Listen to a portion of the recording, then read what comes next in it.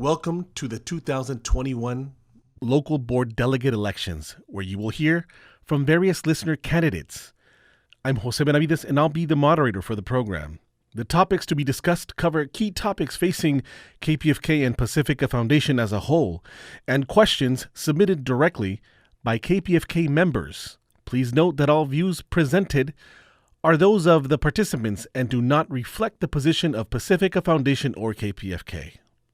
The program starts with opening statements, followed by a debate covering topics selected from a predefined topics list, and ending with questions from listener members.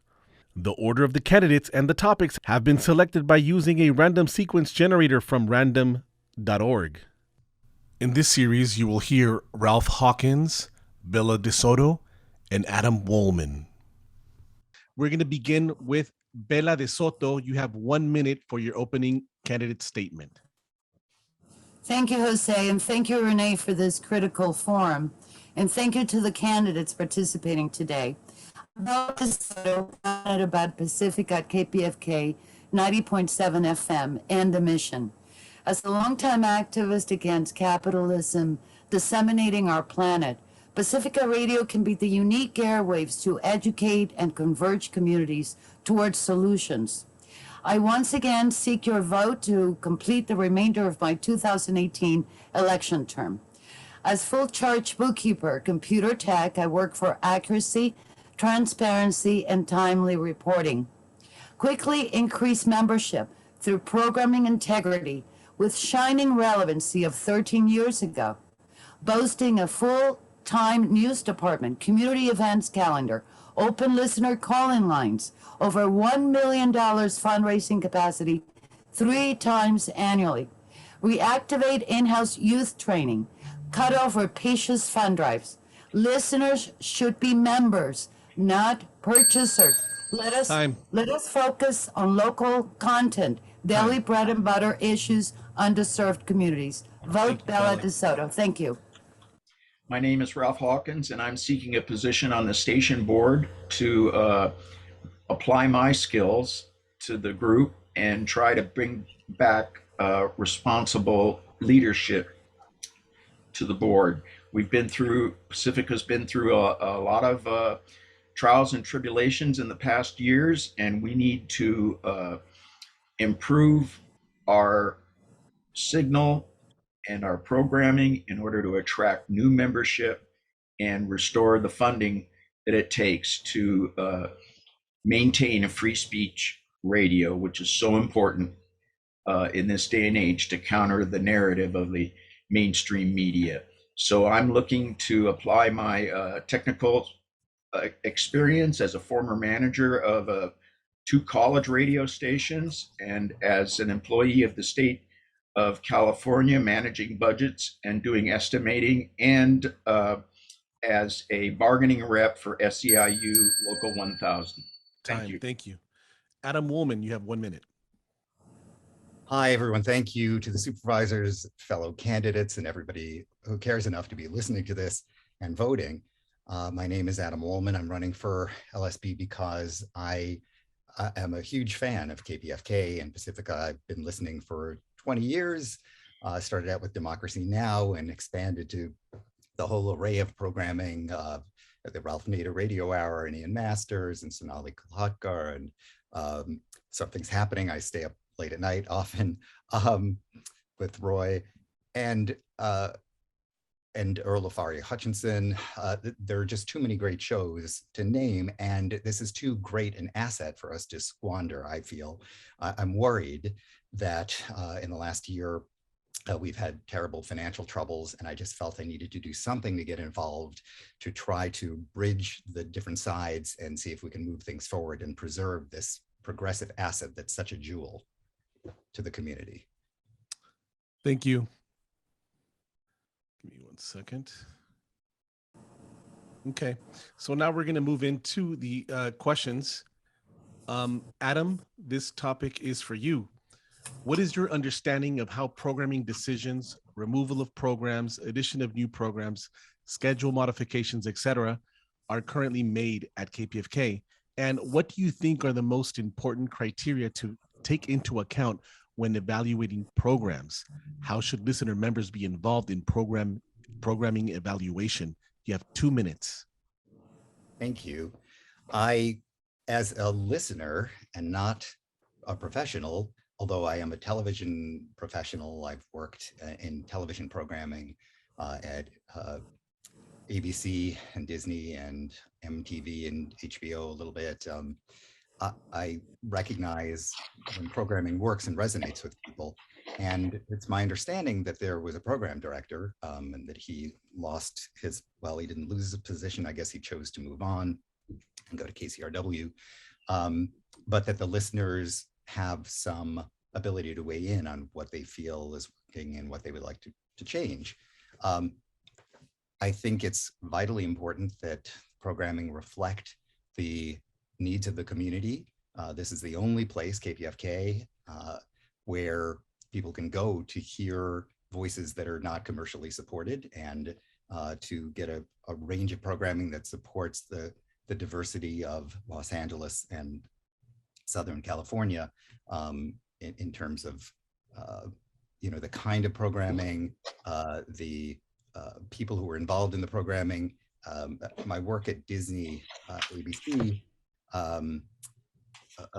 involved working in diversity, equity, and inclusion, trying to bring more people into the system that's so patriarchal and white male oriented and not reflective of society. And I think KPFK needs to make sure that it's listening to the voices of the community. It's listening to the experts, like professional or expert program directors and other people on the board, so that we have a good swath of news and entertainment programming that reflects our values of openness and non-corporate funding. Thank you, Adam Wolman. Now we're gonna go to Ralph. You have 30 seconds to respond. Well, this is one of the most difficult areas of, I say, programming decisions. The board's responsibility is to set goals for the tone and diversity of types of programming that we'd like to see, but ultimately it's up to the general manager and the program director to make the hard decisions to implement that. And in doing so, they need every bit of data that they can get. We need to do outreach to listeners, to survey them. Thank you. Bella, you have 30 seconds. Thank you. I didn't get to say in my opening statement that Pacifica's product is programming and is not expensive premiums. It was just mentioned that the board creates the outline of programming and so forth, which is wrong. That is not so. I want to straighten that out because the board does not have a say-so. It is the combination and collaboration and communication between the programming committee and the program director. Bella. Bella, this is your topic. What is your understanding of the role that unpaid staff play at KPFK, and how do you think they should be represented? You have 2 minutes. Okay. The unpaid staff represent the mission statement. It is the root foundation of Pacifica Foundation. But because some years ago there was a separation in the sand and some people became paid programmers, they were given ample time to obtain what's called strip programming. In essence, these strip programmings reduced the amount of local programming that could be produced, and those strip programs have dominated a lot of the bulk of the air, especially peak time, with one single analysis, one single individual's viewpoint, both locally, regionally, nationally, and globally. So having said that, my position is that Pacifica Foundation needs to return to its root with a full volunteer on-air programming staff for the programming grid, and no one should be given any preference of union contracts or any other perks. Everyone should be at the same level. That goes for the Spanish language programming and the English language programmers. So therefore, not today, it just so happens that the non-paid staff were my heroes across the network in voting down the New Day referendum that was venturing to take over Pacifica. So my hat goes off to them, and I feel that they do the bulk of the work and they do not get the necessary recognition, and they should be treated equally. However, of course, we need a management team. That management team has to be paid, Time. etc. Thank you. Thank you. Ralph, you have 30 seconds to respond. Well, I agree. Across the spectrum, volunteer programmers are a key part of our programming, and we need to do as much market research and get audience feedback as we can to place those programmers that are doing a good job in appropriate slots and leverage their quality to generate new memberships. And that means creating a broad diversity of community interests to be represented on the air. Thank you. Adam, you have 30 seconds. I agree with everything Ralph and Bella just said. Well, with one exception, which is that it was my feeling that the New Day Coalition was trying to salvage and repair things at the network and not take over. But that being said, it's critically important that we understand who is doing best on the air with ratings and metrics, and that unpaid staff be treated just as kindly and respectfully as the paid staff. But we need a backbone of paid people, I think, to really hold things together. And you want a certain level of professionalism. Thank you. We're going to move on to the next question.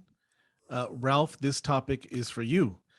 In your opinion, what is the most important role or responsibility that the local station board has, and how should the roles or responsibilities be modified to improve the function of the local station board?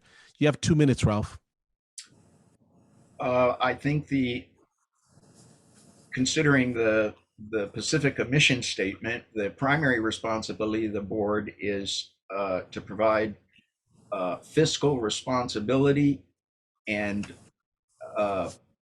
by extension to improve and maintain the physical plant of the station that enables us to produce quality programming and therefore increase the membership, because that's the route to solvency. And then beyond that, the board's responsibility is to set the tone of the programming objectives that we want to see or improve on that conform to the ideals that are contained in the mission statement.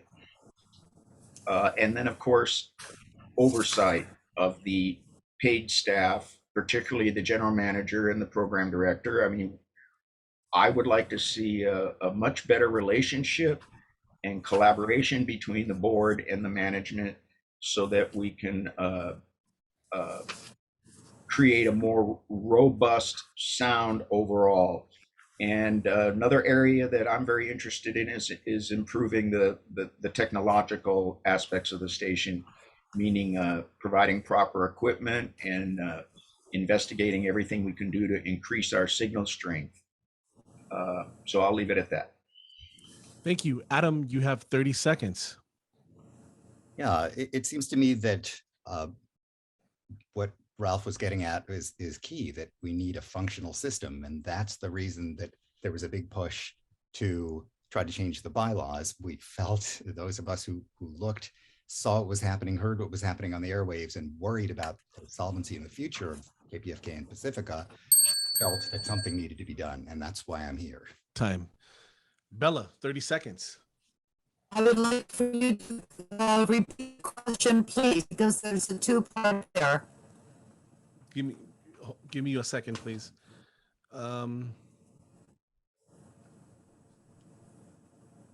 Okay. It is, in your opinion, what is the most important role or responsibility that the local station board has, and how should the roles or responsibilities be modified to improve the function of the local station board? Okay, the boards have no powers currently under the current bylaws.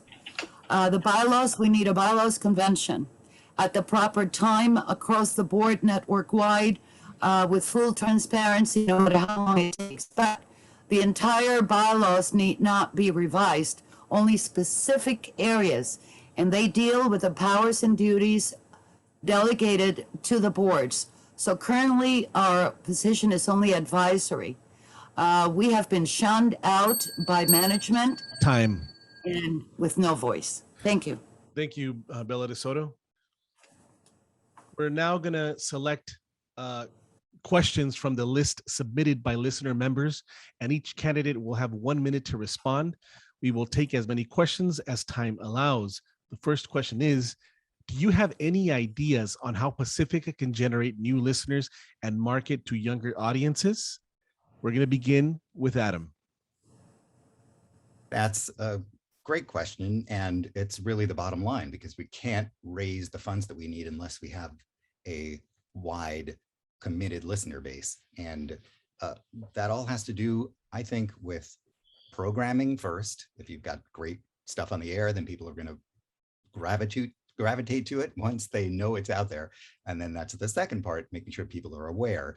So I think having social media experts, having PR people, if they're volunteer because we can't afford to hire professionals, that's fine. But there's got to be a concerted effort, and a different one from what we've been doing the last few years, to recapture the audiences we've lost. I mean, Pacifica is this bulwark of progressivism and non-commercial, community-sourced radio that doesn't exist anywhere else. The right wing has taken over American airwaves, and we're stuck with just like one asset, and it's this. So we have to fix it.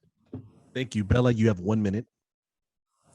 Yes, the programming grid needs a redo. And I said in my opening statement, relevancy and integrity from 13 years ago is where we need to go back to, where we had local bread and butter issues covered daily, and around the clock full-time news department, call in from just about every program on air, so that the listeners can connect with each other, make their comments, and connect with their station.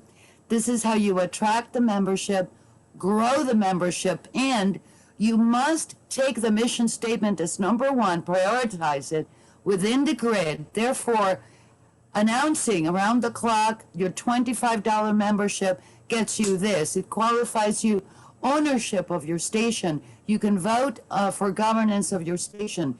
The youth will be trained at your station. Come and join us, come and visit. We'll give you a tour. Come and see how exciting things are. This is what we used to do 13 years ago. Time. Thank you. Ralph, you have 1 minute. I think I just want to start out saying I think our music programming is a real strength and a very attractive attractor of listeners. I agree. It's one of my bullet points that we need local news developed, and I don't see any reason why any program couldn't be expanded into internet broadcasting. But most importantly, we need to do proper community outreach and find that those members of the younger generation that are ultimately going to take up the reins and train them and put them on the air and let them learn how to do it. So whether that involves internships or whatever, we need to explore those possibilities to the max. Thank you. Next question. What can be done to shorten the fund drives and make existing fund drives more interesting?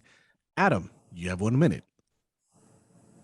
I think that moving some of the fundraising offline would be very helpful to reach out to some larger donors who have philosophies and politics that align with our mission statement, so that we could take some of the burden off of our listeners.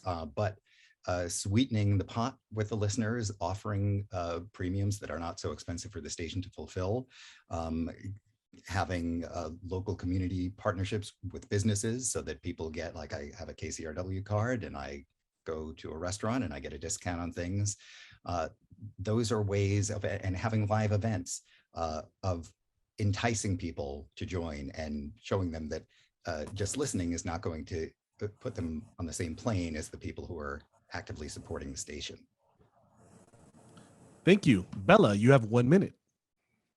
$25 annual membership does not even get spoken of, only during the Spanish language programming at night. During the entire clock, otherwise, you never hear it. You do not hear that to entice the listeners, the benefits. In 2005, we did develop, I was singularly responsible for the card for the membership, so that, like you said, Adam, people would get that once they become a member, and they have benefits attached to that in our communities. This was in place. Many things were in place.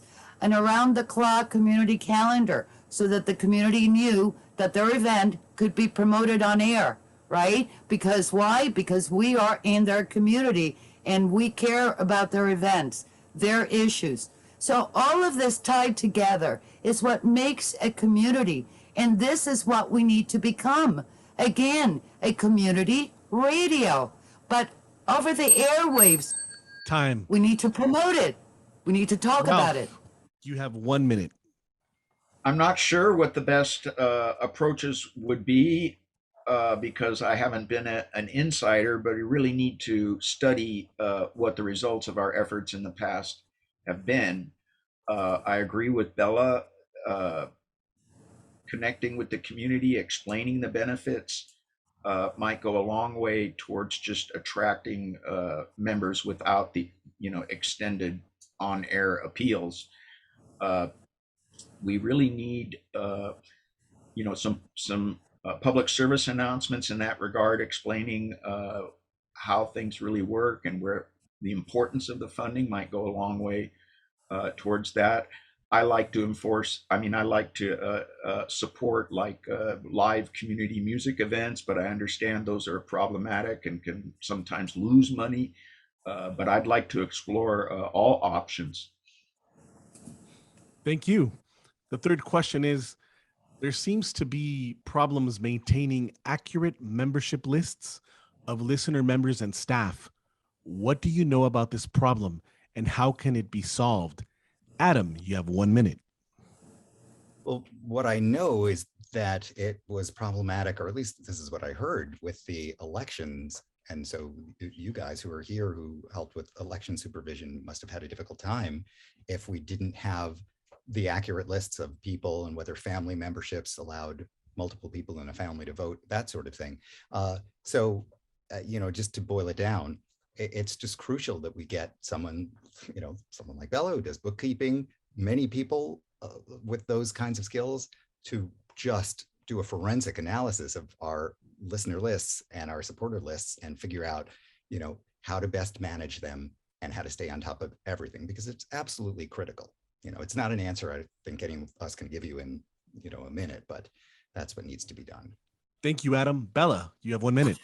Absolutely, I agree. Again, it's all tied in at the hip. How much time? 1 minute? Yes. So I said earlier that membership is so critical. I mean, this is the beacon, the last beacon in the United States of non-commercial radio. Remember that. This is an enormous value. We do not sell that at all around the clock over the airwaves. This is the honey to the bee. We are community-wide because we are not controlled by commercial. I know I'm going off a tangent here, but the issue here no one has been trained properly at KPFK. There's a manual. When the volunteers come into the fun room, they have to log in, log out. Once I called this out to the membership department that it was not up to date. They couldn't care less. I mean, I don't understand I am a bookkeeper, so I know how this gets documented also in the accounting system. It is not done, so we have no accurate Time. controls. You have 1 minute, Ralph. Yes, this would be the membership accountability or accounting, let's say, is the responsibility of the paid staff. And the board needs to provide the oversight and direction to make sure that those functions are fulfilled and work off of that. We have everybody's email address, so I don't see why we can't like contact people constantly and see where they stand in terms of their memberships. But ultimately, it's a technical function that's a responsibility of the paid staff. Thank you. Let's see. Okay, we're going to go to this, the last question. It's please define listener democracy. What is your view on listener democracy? Do you feel listener democracy is working well or poorly at KPFK and Pacifica? Suggest ways that we can improve listener democracy. Adam, you have 1 minute. I think there are some wonderful aspects of KPFK's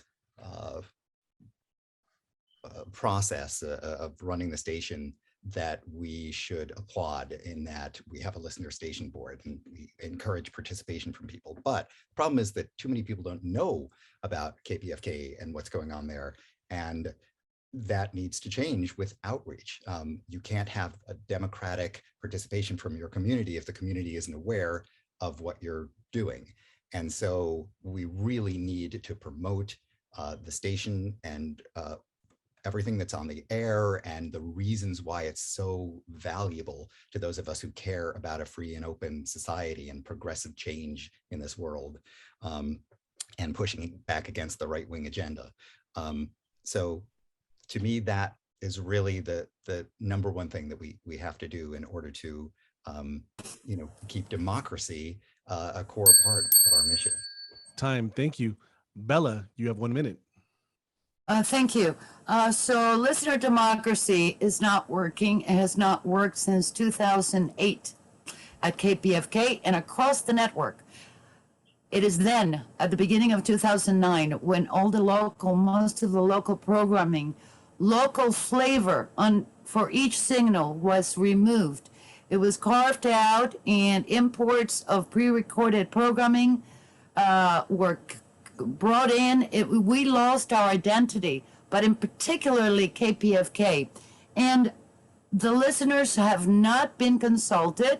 We have the Program Oversight Committee that I was not able to explain how it functions. It works collaboratively, supposedly, with a Program Oversight Committee and with a Program Director. And then we have the Program Council that then also works somewhat overlapping, but with more as a task force.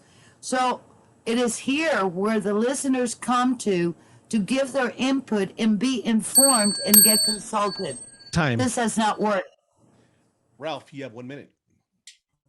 Well, this is a very difficult question because at the state that we're in now and where we've been coming from, we can't expect to have like some kind of direct democracy.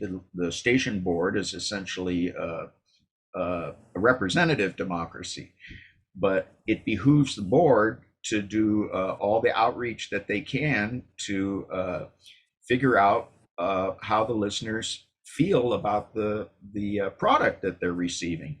So I don't see any reason why we couldn't conduct community forums and promote, in person, across the table discussion and form a consensus about maybe what directions we'd like to move in. Because ultimately, if we're going to improve the station, we have to conduct experiments and then get feedback and move on from there. Thank you. Now we will be moving into our closing statements. You have 1 minute for your closing statement. We will begin with Adam Wolman. Well, the bottom line is that it feels like KPFK is in some trouble, and Pacifica as a whole, and that can't be allowed to spiral any further out of our grasp. We really need to change directions now to do all of the things that my fellow candidates are suggesting. But I think the big problem is that the leadership, the management structure doesn't allow for it. And that's why there's been this movement to try to change the structure. Because if we have all of these great ideas, but there are people in place who, for all good intentions, want to keep things more or less the way they are, then we're not going to be able to implement any of these fixes. So the bottom line is we need everybody who cares to keep pushing for the kinds of radical changes that are necessary to preserve and protect all the station's assets and grow the listenership. And that's what I'm here to try to do. Thanks, Adam Wolman. Let's go to Bella De Soto, closing statement. Thank you. I did not get to finish my opening statement, so I will close with that and expand it. Pacifica's product is programming, not costly premiums. I support the Spanish language programming with bilingual potential. Protect and expand this valuable, non-commercial product foundation for future generations. I want you to join me in this effort to bring back the relevancy from 13 years ago when we had the potential to raise $1 million just 3 times a year. Yes, the economy has changed, but we were able to pay our monthly expenses. We were able to cover for a full-time news department, and we were able to train youth so we can have youth programming, bring the youth in. All of this can only be possible if our mission statement is reflected in our programming. Thank you. Vote for Bella De Soto. Thank you, everyone. That was it. We will now begin. Ralph? Oh, Ralph, I'm so sorry. You can tell Getting him, Jose. I've been at it all day. Okay, Ralph, I'm sorry. Your closing statement, buddy. I want to bring my critical thinking skills to the service of the board because we need to weigh a lot of pros and cons and make difficult decisions if we're going to preserve free speech radio. And I'm really interested in a diverse cultural programming that will serve the mission statement, which is to educate people and ameliorate the tensions and antagonisms that we see in our community, in the country, and across the world. And that's my main interest. Thank you. Thank you.